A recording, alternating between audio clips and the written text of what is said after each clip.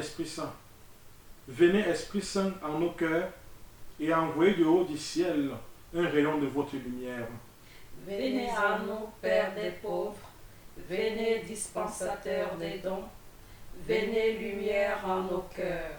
Consolateur souverain, hôte très doux de nos âmes, adoucissante fraîcheur. Dans le labeur, le repos, dans la fièvre, la fraîcheur, dans les pleurs, le réconfort. Ô lumière bienheureuse, venez remplir jusqu'à l'intime le cœur de tous vos fidèles. Sans votre puissance divine, il n'est rien en aucun homme, rien qui ne soit perverti. Lavez ce qui est souillé, baignez ce qui est aride, guérissez ce qui est blessé. Assouplissez ce qui est raide, réchauffez ce qui est froid, rendez droit ce qui est faussé. À tous ceux qui ont la foi et qui en vous se confient, donnez vos 7 dons sacrés. Donnez mérite et vertu, donnez le salut final, donnez la joie éternelle. Amen. Gloire à Dieu le Père, gloire au Fils qui est ressuscité des morts, gloire au Saint-Esprit dans les siècles des siècles. Amen. Envoyez votre esprit et nous aurons une création nouvelle. Et vous renouvelerez la face de la terre. Prions. Ô Dieu qui avait instruit le cœur des fidèles en répandant sur eux la lumière du Saint-Esprit, donnez-nous par ce même esprit la connaissance et l'amour de la justice et faites qu'il nous remplisse toujours de cette divine consolation. Par notre Seigneur Jésus-Christ, lui qui vit et qui règne pour les siècles des siècles. Amen.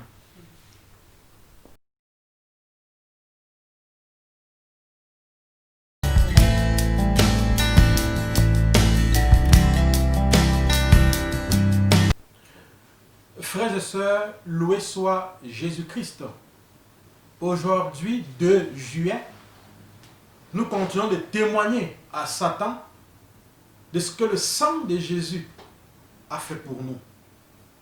Mon corps est le temple de l'Esprit Saint, racheté, purifié par le sang de Jésus. Le thème que nous voulons brièvement développer aujourd'hui, c'est ne pas souiller le corps. Ce corps qui est le temple de l'Esprit Saint, ne pas le souiller. 1 Corinthiens 6, verset 13, nous rappelle que les aliments sont pour le ventre et le ventre pour les aliments. Et Dieu détruira l'un comme les autres. Mais le corps n'est pas pour l'impudicité, il est pour le Seigneur et le Seigneur pour le corps. Frères et sœurs, ce passage biblique nous rappelle que les aliments sont pour le ventre et inversement. Mais pour Saint Ignace de Loyola, le fondateur de la Compagnie de Jésus, dont je suis membre, pour ce saint-là, le repas devrait être aussi un moment de communion avec le Seigneur. Saint Ignace de Loyola nous propose 8 règles pour s'ordonner dans la nourriture. Et la 5e règle est ainsi stipulée. Pendant que l'on prend son repas, considéré comme si on le voyait, le Christ, notre Seigneur, prenant son repas avec ses apôtres, comment il boit, comment il regarde, comment il parle, et l'on cherchera à l'imiter, de sorte que la partie supérieure de l'esprit soit occupée à considérer notre Seigneur et la partie inférieure à nourrir le corps. Ainsi, on établit un équilibre et un ordre plus grand dans la manière de se comporter et de se conduire. Mes frères, mes sœurs, il convient donc de manger et de boire avec modération, car notre corps est le temple du Saint-Esprit et nous ne devons pas le souiller par l'impudicité, la gloutonnerie, l'ivrognerie, l'immoralité sexuelle et toutes sortes d'abus. il est impératif de prendre soin de notre corps, car ce corps est le temple de l'Esprit Saint. Ce corps est l'ouvrage du Seigneur lui-même. Mais le Très-Haut n'habite pas dans ce qui est fait de main d'homme, comme le dit le prophète.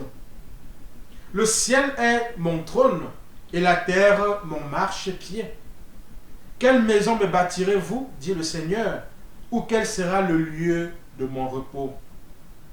N'est-ce pas ma main qui a fait toutes ces choses? Si Dieu demeure dans notre corps, frères et sœurs, c'est parce qu'il l'a façonné lui-même et qu'il a pour ce corps ses objectifs divins. Aussi, n'oublions pas cette mise en garde du livre du Siracide. Tout ne convient pas à tous et tous n'aiment pas tout. Ne sois pas insatiable de jouissance et ne te rue pas sur les mets, car de l'abondance des mets vient la maladie. Et l'insatiabilité va jusqu'à produire la colique. Par l'insatiabilité, beaucoup sont morts. Mais celui qui se surveille ajoute à sa vie. Frères et sœurs, le but de cet enseignement était donc de nous inviter à ne pas souiller notre corps par l'impudicité, la gloutonnerie, l'ivrognerie et toutes sortes d'immoralités. Témoignons à présent par cette proclamation ce que le sang de Jésus a fait pour nous. Père, au nom de Jésus, par la puissance de l'Esprit Saint et l'intercession de la Vierge Marie, je proclame que mon corps, temple de l'Esprit Saint, est l'ouvrage de tes mains. Je proclame que ce corps a été racheté, purifié par le sang de Jésus. Je proclame que je ne souillerai pas ce corps par l'impudicité, la gloutonnerie, l'ivrognerie, l'immoralité sexuelle ou toutes sortes d'abus. Je me recouvre de ce sang et proclame ma guérison, ma libération et ma délivrance. Je me recouvre de ce sang et proclame ma guérison, ma libération et ma délivrance. Je me recouvre de ce sang et proclame ma guérison, ma libération et ma délivrance. Amen.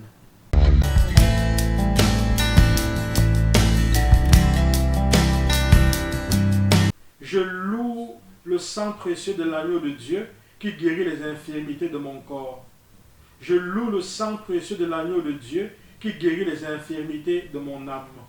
Je loue le sang précieux de l'agneau de Dieu qui guérit les infirmités de mon esprit. J'adore le sang de l'agneau dans sa puissance de pardon. J'adore le sang de l'agneau dans sa puissance de guérison.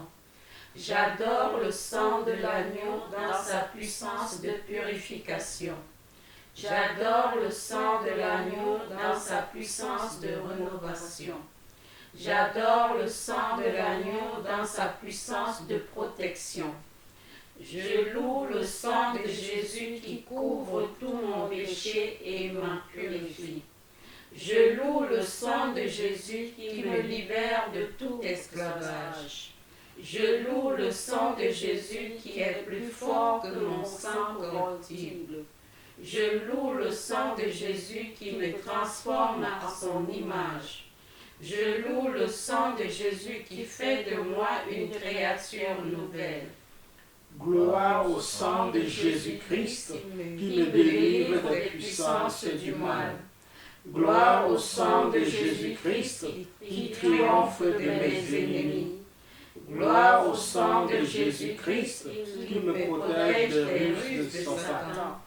Gloire au sang de Jésus-Christ qui me revêt de la robe blanche pour les noces de l'agneau. Gloire au sang de Jésus-Christ qui fait toutes choses nouvelles en moi. Amen. Alléluia.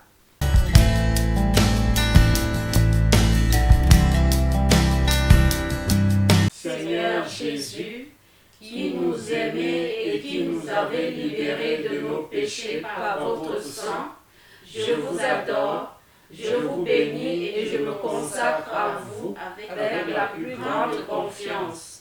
avec l'aide de votre Esprit Saint et animé du souvenir de votre sang précieux, je m'engage à mettre toute mon existence sous l'obéissance et au service de votre Père pour l'avènement de votre règne.